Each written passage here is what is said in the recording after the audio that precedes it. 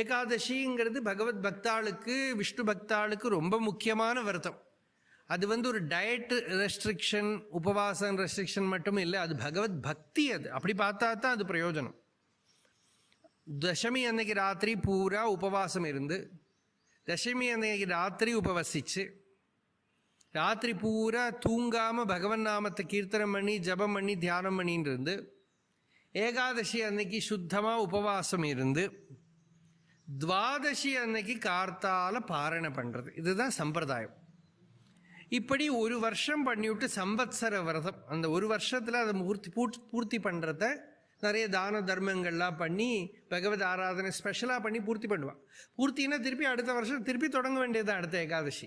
அது ஒரு இன்செசண்ட்டாக இருக்கிற தபஸ் இல்லையா? ஏகாதசி பல பேர் பல விதத்தில் பண்ணுவாள். சில பேர் ஏகாதசி பண்ணியே வீட்டில் இருக்கிற சாப்பாடெல்லாம் தீர்ந்து போயிடும்.